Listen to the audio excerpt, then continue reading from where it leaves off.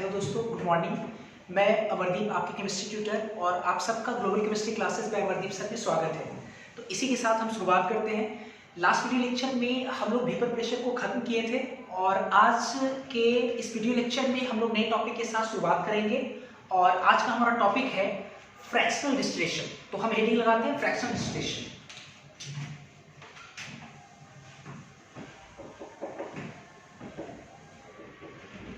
Fractional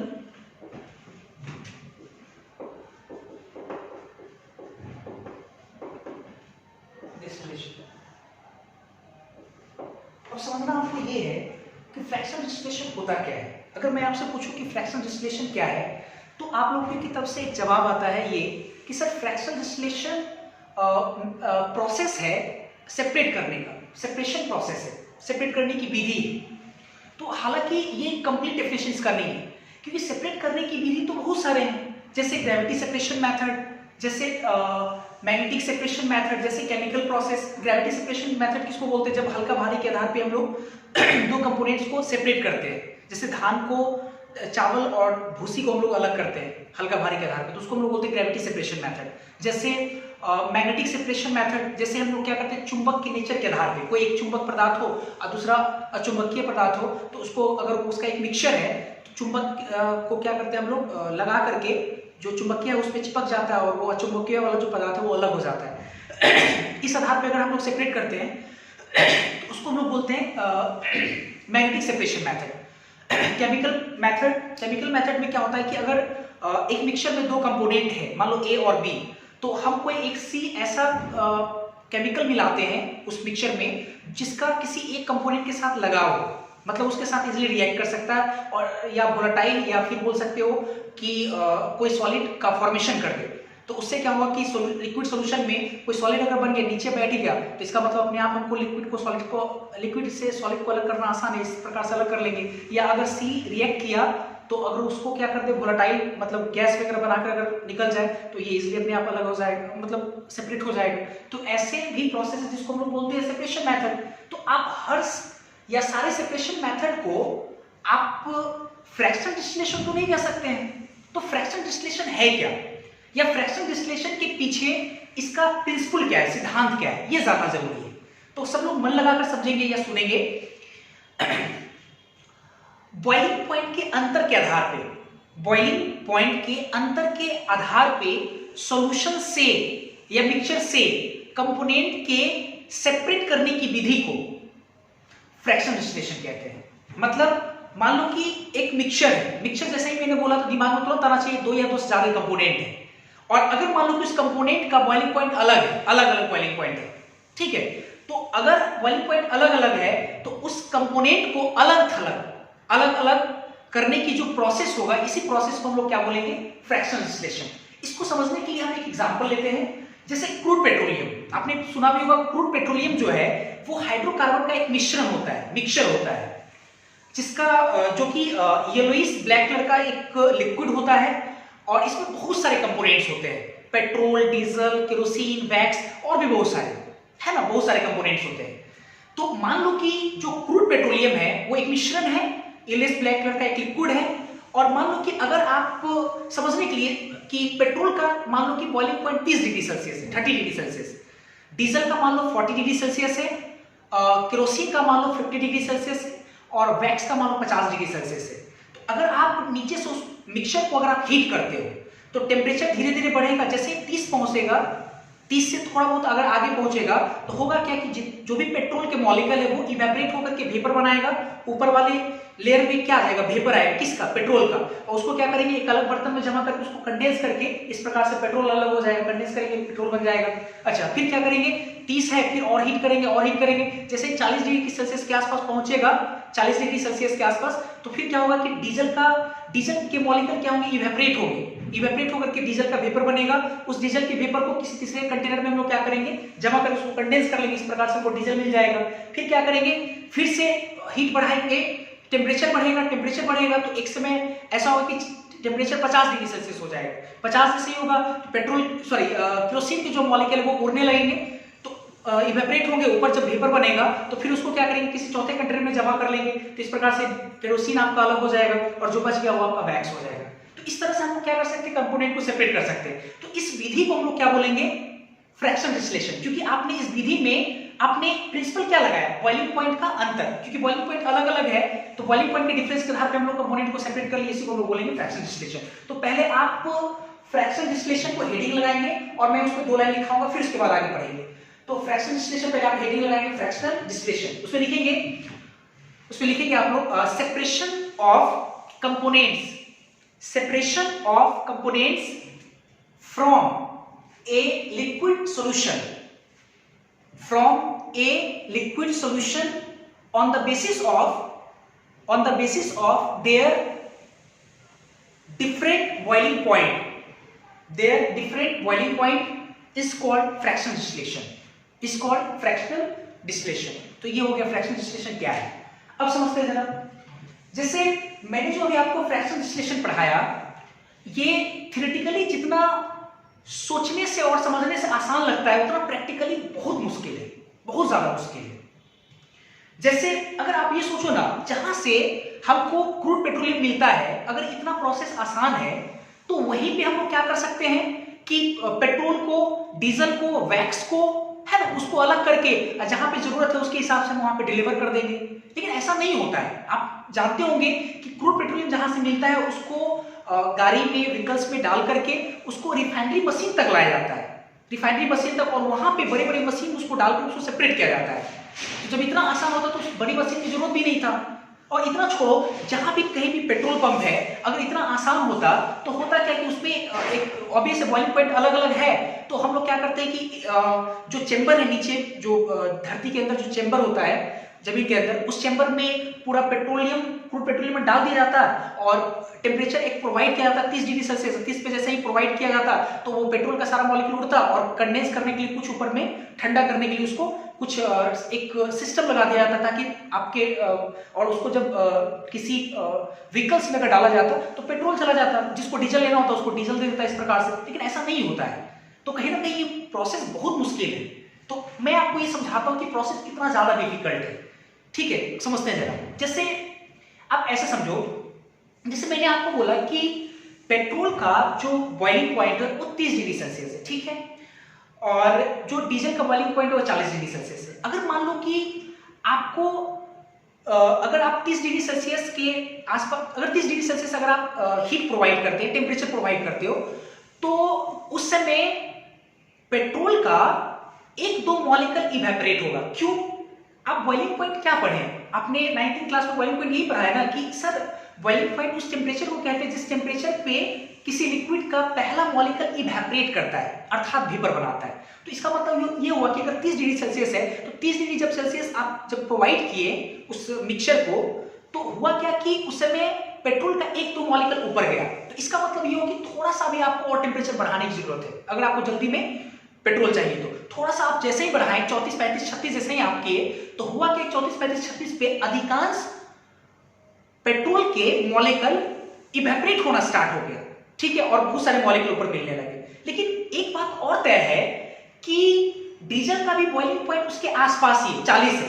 35-36 आप provide करें, 40 पहुंचने में 40 है तो काफी नजदीक ही है। तो होगा क्या कि उस समय डीजल का भी बहुत सारे मॉलिक्यूल ऊपर में इवेपोरेट होगा। क्यों इवेपोरेट होगा? सर डीजल का तो 40 डिग्री सेल्सियस है, आप तो 36 डिग्री प्रोवाइड करें, क्यों 40 जब प्रोवाइड करते तब तो इवेपोरेट होता। तो मैं आपको थोड़ा समझाता हूं, जैसे आप ऐसे समझो, जैसे आपने पढ़ा है कि पानी का बॉइलिंग पॉइंट 100 डिग्री सेल्सियस होता है। तो इसका मतलब आप ये कसम खाकर बैठे हो कि अगर पानी को इवेपोरेट कराना है तो 100 डिग्री सेल्सियस प्रोवाइड कराएंगे तभी वो इवेपोरेट होगा। ऐसा नहीं है, ऐसा बिल्कुल नहीं। आप ऐसा समझो कि अगर आप चाहो तो पानी को 20 डिग्री सेल्सियस पे भी इवेपोरेट करा सकते हो। कैसे? अगर मान लो कि पानी को आप गर्मी के दिनों में आप छत पे जाकर रख दो, एक ग्लास में छत में जाकर रख दो, आप देखोगे गर्मी के समय कितना होता है टेम्परेचर, 40-45, हार्डली 40-45 के आसपास होता है। तो आप देखोगे कुछ समय के बाद कि ग्लास में जो पानी का अमाउंट है वो कम हो जाता है। इसका मतलब कहीं ना कहीं पानी इवेपोरेट हो गया। तो 40-45 पे क्यों इवेपोरेट हुआ? फिर होना चाहिए था 100 पे। तो आपको जो मैंने नया डेफिनेशन पढ़ाया था बॉइलिंग पॉइंट का, वो एक्चुअल और सटीक डेफिनेशन है, वो एक्चुअल डेफिनेशन है, वो समझना पड़ेगा आपको, ठीक है।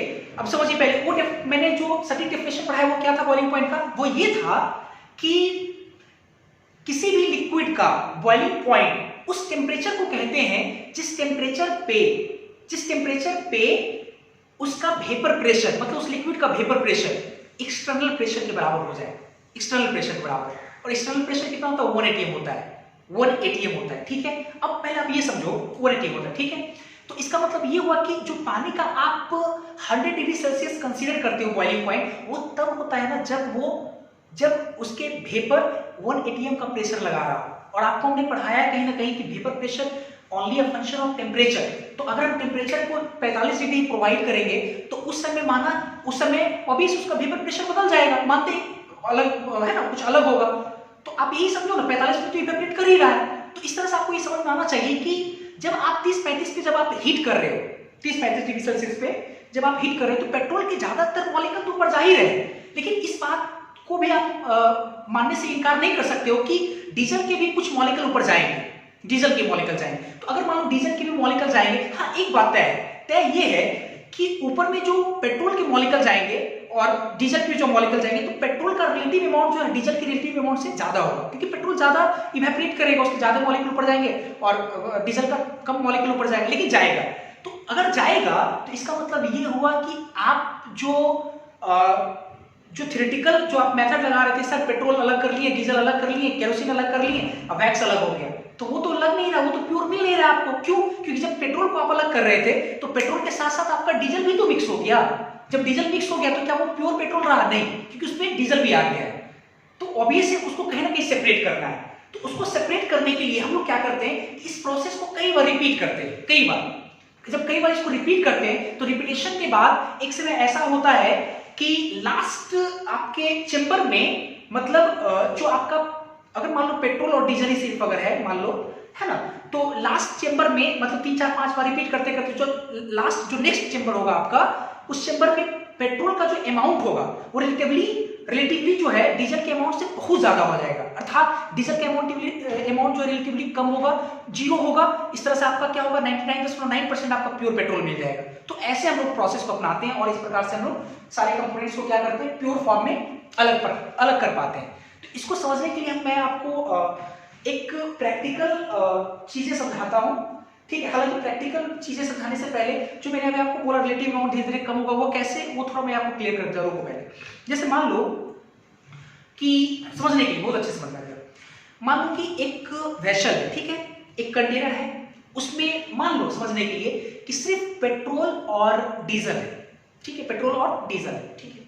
अच्छा, और उस मान लो कि कंटेनर में पेट्रोल के 100 मॉलिक्यूल है और डीजल के भी मान लो 100 मॉलिक्यूल है, ठीक है, ये भी मान लेते हैं। अब देखो क्या होगा, हाँ ये बात आपको पता है कि पेट्रोल का बॉइलिंग पॉइंट क्या है, कम है, डीजल का बॉइलिंग पॉइंट ज्यादा है। तो अगर आप जब उसको हीट करना स्टार्ट किए होंगे तो सबसे पहले कौन उड़ेगा, पेट्रोल। तो पेट्रोल के ज्यादातर मॉलिक्यूल ऊपर जाएंगे, लेकिन हाँ डीजल के भी कुछ मॉलिक्यूल जाएंगे। तो हम लोग समझने के लिए मान लेते हैं कि पेट्रोल के 100 मॉलिक्यूल में से ऊपर है ना जो इवेपोरेट हुआ, तो मान लो कि 100 में से 90 मॉलिक्यूल ऊपर गया, क्योंकि है ना ज्यादा जाएगा ऊपर, ठीक है, 90 मॉलिक्यूल गया। अच्छा, इसके बाद आते हैं और डीजल के भी कुछ मॉलिक्यूल जाएंगे, क्योंकि उसका भी कहीं ना कहीं बॉइलिंग पॉइंट उसके आसपास का है, ऑब्वियसली वो भी उड़ेगा। तो मान लो कि जो डीजल के मॉलिक्यूल है वो मान लो कि समझने के लिए 100 में मान लो कि 40 गया, ज्यादा तो नहीं जाएगा लेकिन 40 गया, मान लो उसका 90 और उसका 40।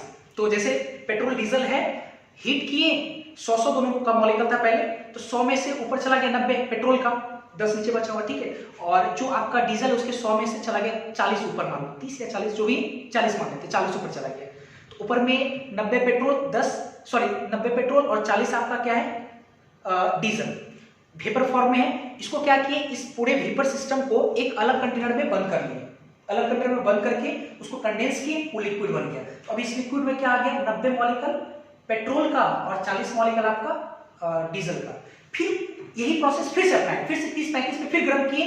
तो फिर जब गर्म करेंगे उस वेसल को, तो फिर क्या होगा कि 90 में मान लो कि 80-85 मॉलिक्यूल, 80 मॉलिक्यूल चलो मान लेते हैं, 80 मॉलिक्यूल जो पेट्रोल का ऊपर चला गया। और जो 40 मॉलिक्यूल था उस 40 में कितना जाएगा, मान लो कि 15-20, चलो 20 मॉलिक्यूल। तो 80 मॉलिक्यूल वो चला गया, 90 में 80 मॉलिक्यूल चला गया पेट्रोल का, और 40 मॉलिक्यूल डीजल में से 20 मॉलिक्यूल ऊपर चला गया।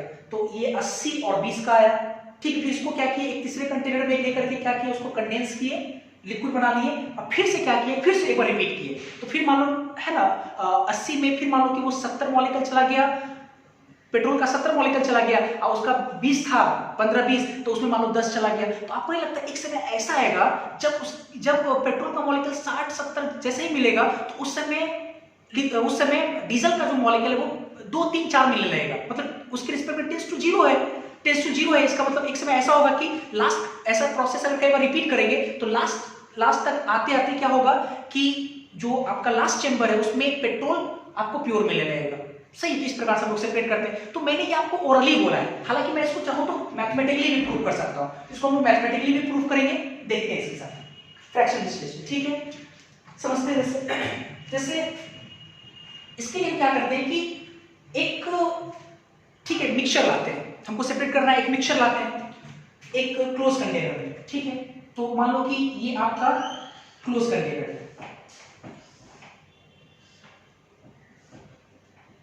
ठीक है, ये आपका क्लोज कंटेनर है, इसमें एक मिक्सचर लेके आते हैं। मिक्सचर 2 कंपोनेंट का, तो 2 कंपोनेंट, एक ए है और एक आपका बी है, और ये लिक्विड का ये सरफेस हो गया मान लो, ठीक है, इसमें ए और बी है।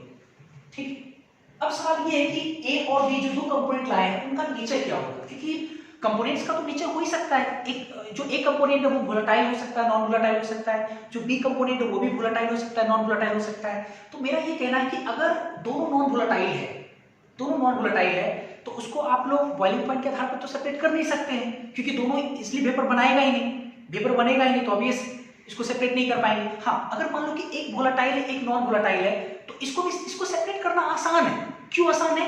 क्योंकि अगर एक वोलेटाइल एक नॉन वोलेटाइल है तो हम हीट करेंगे तो जो वोलेटाइल है वो सारा का सारा ऊपर चला जाएगा, नॉन वोलेटाइल नीचे रह जाएगा, अस्सी वोलेटाइल को अलग करके हम लोग क्या कर लेंगे, सेपरेट कर लेंगे। तो हमको कहीं ना कहीं समझने के लिए दोनों को क्या लाना पड़ेगा, वोलेटाइल लाना पड़ेगा, दोनों वोलेटाइल होना चाहिए। कैसे? अभी जो मैंने आपको क्रूड पेट्रोलियम का एग्जांपल दिया था, जिसमें पेट्रोल, डीजल, केरोसिन, वैक्स, ये सब क्या है, सब वोलेटाइल है। मोमबत्ती भी क्या होता है, वो मोम भी क्या होता है, उड़ता है ना, wax.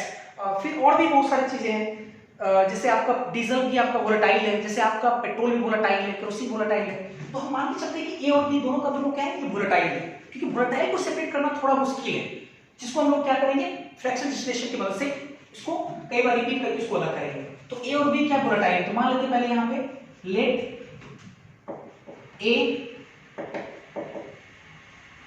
Mixture of 2 volatile components of A and B। A और B दोनों वोलेटाइल, ठीक है, कंपोनेंट का एक मिक्सचर है। ठीक है, एक चीज और भी मान लेते हैं, हाँ दोनों वोलेटाइल, तो कोई एक ज्यादा वोलेटाइल होगा, कोई एक कम वोलेटाइल होगा। जैसे डीजल और पेट्रोल में पेट्रोल क्या था, ज्यादा वोलेटाइल था, और डीजल क्या था, कम वोलेटाइल। तो उसी तरह से हम मान लेते हैं कि एंड A is more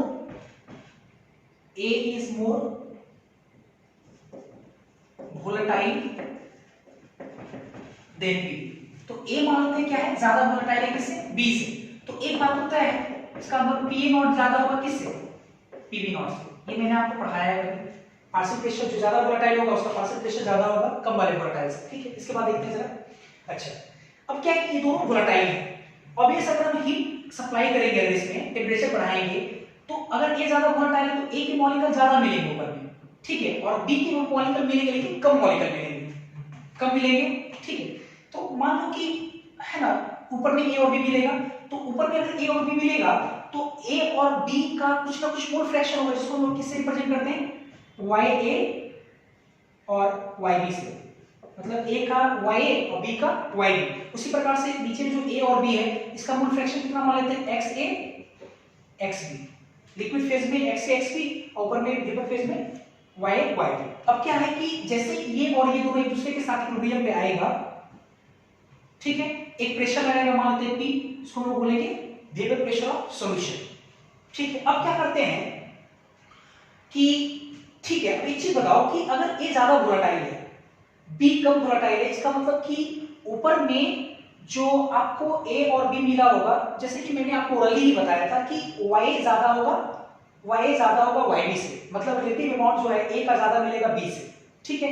अब देखो क्या करते हैं, इसको तो हम चूंकि मैथमेटिकली प्रूव करने जा रहे हैं, अब थोड़ा समझते हैं। अब क्या करते हैं कि ऊपर का जो वेपर का जो सिस्टम है, यहां से क्या करते हैं एक रास्ता दे देते हैं, और इस रास्ते की मदद से हम ये सारे वेपर को एक दूसरे कंटेनर में जमा कर लेते हैं, एक दूसरा कंटेनर बनाते हैं।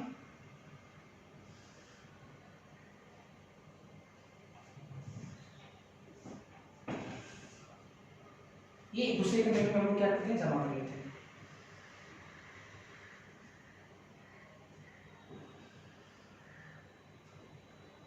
ठीक है। हाँ, एक चीज भी देखते हैं जरा, जब ये जो वेपर है जब इस रास्ते से जाएगा तो इसको ऊपर से हम लोग क्या कर देते हैं, यहाँ से यहाँ वाटर का सप्लाई कर देते हैं, वाटर का एक लेयर लगा देते हैं। तो वाटर की लेयर लगाने से होता क्या है कि जब इस पाइप के सहारे से, जब इस ट्यूब के सहारे से वेपर जाता है इस कंटेनर में, तो ऊपर में वाटर का सप्लाई करने से क्या होता है कि उस गैस को ठंडा कर देता है, और जब गैस ठंडा हो जाएगा इसका मतलब गैस क्या हो जाएगा, कंडेंस हो जाएगा, और इस प्रकार से हमको यहाँ पे क्या मिल जाएगा, फिर से लिक्विड मिल जाएगा ए और बी का। तो ए और बी का फिर से यहाँ लिक्विड मिल गया, फिर जब ए और बी का लिक्विड मिल जाएगा तो यहाँ इस लिक्विड फेज में मान लो ए का mole fraction x A dash और बी का जो मोल फ्रैक्शन मिलेगा वो मान लो कितना एक्स बी डैश। ठीक है, एक्स बी डैश, इस तरह से हमको लिक्विड मिल जाएगा यहाँ पे। ठीक है, एक बात और है कि जो एक्स ए डैश होगा वो किसके बराबर होगा, वाई ए, क्योंकि इसी रिलेटिव अमाउंट्स को ना आप यहाँ पे जमा किए हैं। तो होगा क्या यहाँ पे एक्स ए डैश बराबर y A and x B dash बराबर कितना वाई बी, ये हो जाएगा। अच्छा, अब क्या होगा, फिर अब क्या करते हैं, इसको हीट करते हैं।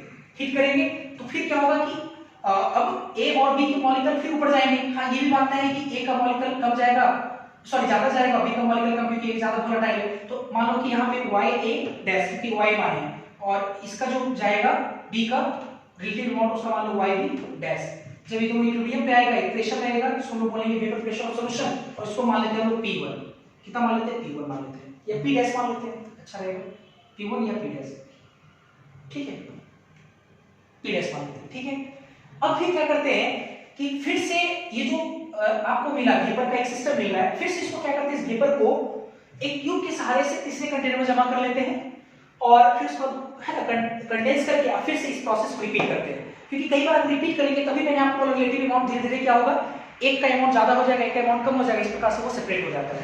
तो फिर से क्या करते हैं, एक तीसरा कंटेनर लाते हैं, और इस तीसरे कंटेनर में ये एक रास्ता दे करके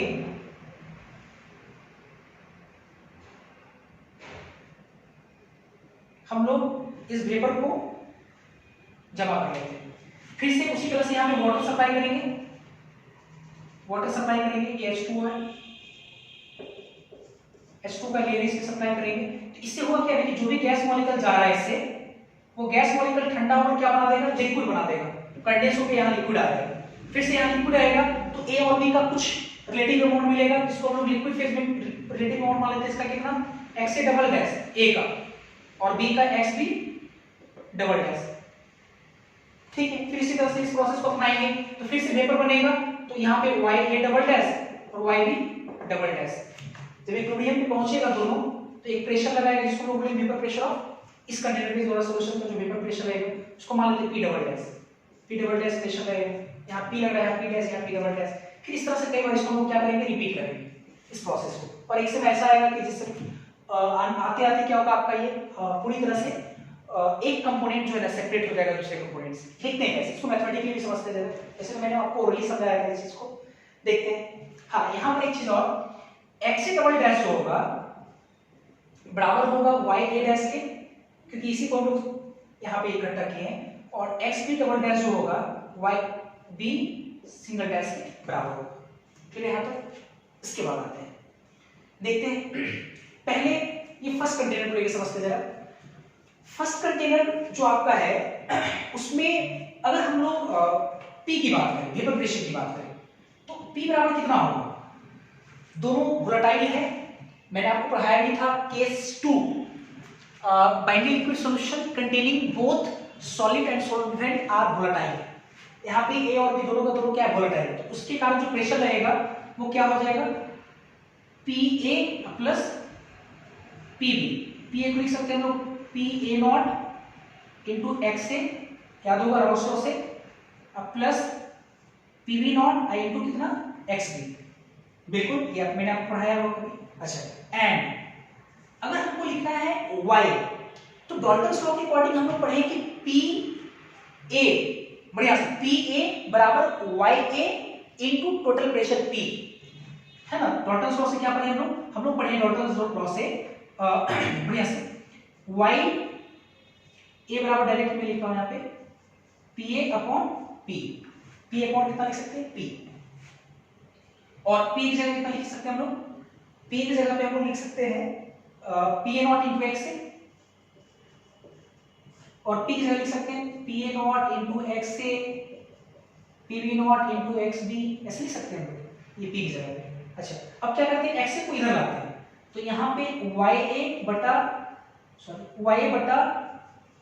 एक्स ए, इसको इधर ला रहे हैं वाई बटा एक्स ए बराबर, इसको क्या करते हैं कि इसमें डिवाइड देते हैं, या ऐसे कर देते हैं फिलहाल पी ए नॉट लिखने देते हैं बटा P A nought x A P B nought x B, इसको ऐसे कर देते हैं, ठीक है। अच्छा, यहां बताओ मेरे को, ये तो इसके लिए हुआ, इसके नीचे मैं लिख रहा हूं, अब इसका इसके नीचे लिखेंगे, ठीक है। इसका लिखते जाओ, अगर यहाँ पे P डैश अगर हम लिखना चाहेंगे तो P डैश बराबर कितना होगा, मतलब आफ्टर डिस्टिलेशन, जब इसको हम लोग क्या किए, इवेपोरेट करके जब इसको डिस्टिल किए, डिस्टिलेशन मतलब समझ रहे हो, वो कंडेंस किए, तो कंडेंस करने के बाद जो ये मिला, इसमें प्रेशर P डैश आएगा, तो P डैश कितना हो जाएगा, P डैश हो जाएगा आपका P डैश, बढ़िया से, तो P डैश को लिख सकते हैं प्योर तो चेंज होगा नहीं, आपको पता होना चाहिए pure P not P not ये सब चेंज नहीं होता है, ठीक है। तो ये तो कांस्टेंट है P नॉट इनटू कितना, लिक्विड फेज का मोल फ्रैक्शन, तो यहां पे लिक्विड फेज का मोल फ्रैक्शन तो बदल गया है, x A dash plus PV not into XV dash, ऐसे ही होगा ना, एक्सवी डैश, एंड अगर हम लोग यहां से लिखेंगे वाई ए डैश, तो वाई डैश कितना लिख पाएंगे हम लोग, वाई डैश बराबर लिख पाएंगे हम लोग पी ए अपॉन पी, तो पी ए कितना होता, P A not into x A dash upon P, तो पी को लिख सकते हैं P A not into x A dash plus P B not into x B dash, ये तो लिख सकते हैं हम लोग, है ना, इसको लिख सकते हैं। इसके लिए जरा देखते हैं, तीसरे क्राइटेरिया के लिए देखते हैं, इसके नीचे लिखा है हम, इसमें जो प्रेशर रहेगा पी डबल डैश कितने के बराबर होगा, P A nought x A double dash, A nought B nought इसको बदलेगा plus P B nought x B double dash, ठीक है, और एंड अगर हमको वाई ए डबल डैश निकालना है ये, तो बराबर है ना पार्शियल प्रेशर ऑफ ए, और पार्शियल प्रेशर ऑफ ए कितने के बराबर है, P A nought x A double dash, total pressure, तो पी डबल डैश कितना होगा, P A nought x A double dash P B nought x P double dash, ये हो जाएगा। इसको इक्वेशन आप फर्स्ट मान लो, इसको इक्वेशन सेकंड मान लो, और इसको इक्वेशन थर्ड मान लो, तो इस पे काम करते हैं। पहले फ्रॉम इक्वेशन फर्स्ट करते हैं, फ्रॉम इक्वेशन फर्स्ट, बढ़िया से फ्रॉम इक्वेशन फर्स्ट।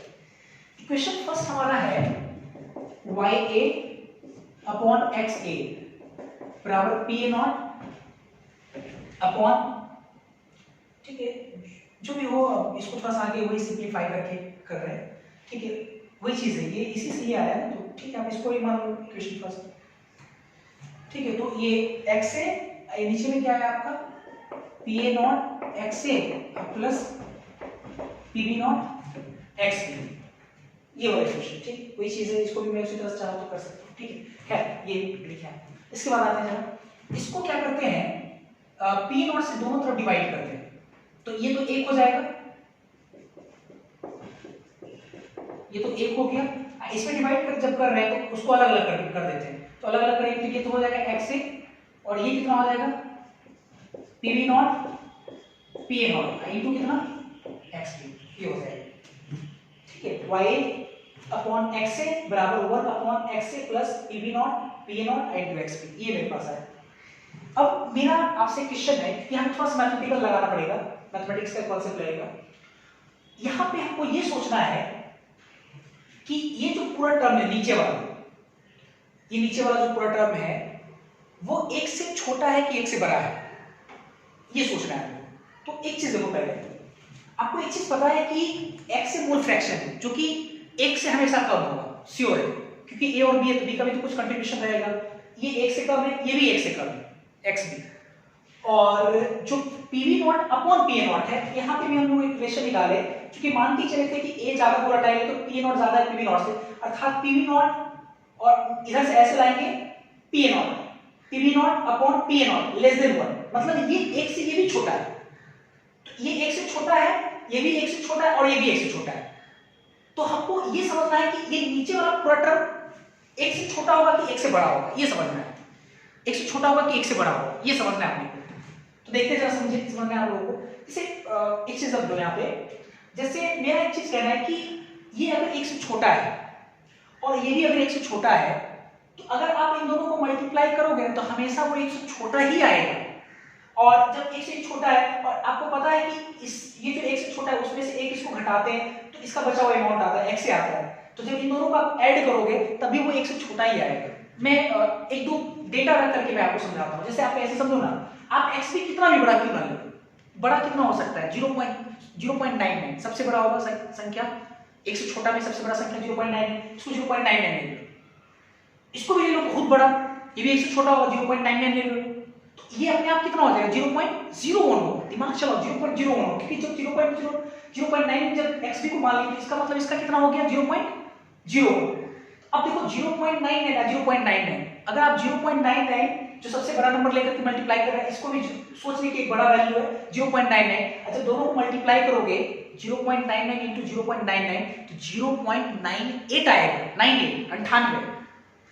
अब ये आया 0.98 और आपको ये पता है ये 0. कितना है 1 है, नहीं 0.01 है, तो 0.98 और 0.01 अर्थात ये नीचे वाला 0.99 पे जाकर अटक जा रहा है। आप कितना भी बड़ा वैल्यू लेकर सोचो, इसका चाहिए इसका चाहिए इसका, आप हर बार डेटा को रख करके देखोगे तो नीचे वाला वैल्यू हमेशा 1 से क्या आएगा कम आएगा। अगर नीचे वाला वैल्यू 1 से कम आएगा तो 1 को अगर नीचे वाला वैल्यू अगर 1 से कम आता है तो ये ओवरऑल वैल्यू क्या होगा 1 से ज्यादा हो जाएगा, 1 से ज्यादा हो जाएगा।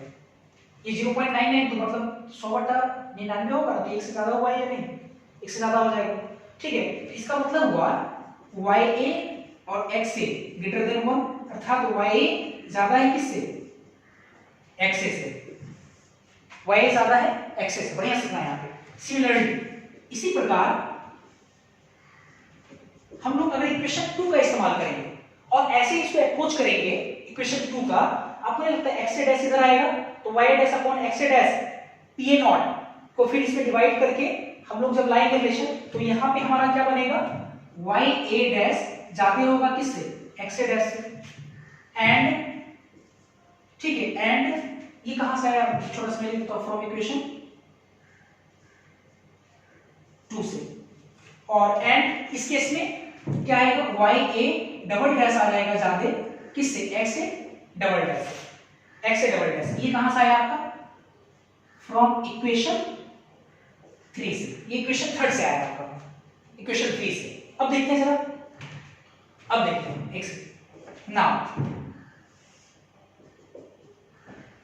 नाउ चूंकि देखो y डबल डैश जो है y डबल डैश ये जाते हैं किससे x डबल डैश से, और x डबल डैश जो है x डबल डैश वो बराबर है किसके y डैश से, बराबर किसके हैं y डैश से, ठीक है।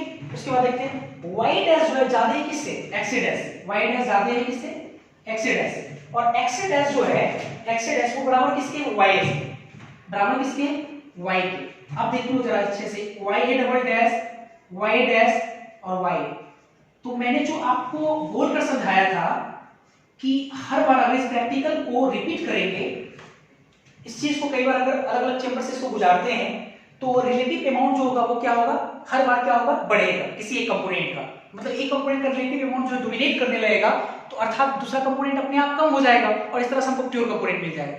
तो देखो हमने ये साबित कर दिया कि y डबल डैश जो कि तीसरे कंटेनर में आपको मिल रहा है एक का रिलेटिव अमाउंट, एक का रिलेटिव, मैं रिलेटिव क्यों बोल रहा हूं ये भी आपको समझ में आना चाहिए, क्योंकि मोल फ्रैक्शन जो है वो रिलेटिव कंसंट्रेशन टर्म्स होता है मोल फ्रैक्शन, और कंसंट्रेशन टर्म्स को मैंने डिफाइन किया था कि रिलेटिव अमाउंट को डिफाइन करता है, रिलेटिव अमाउंट्स के बारे में बताता है।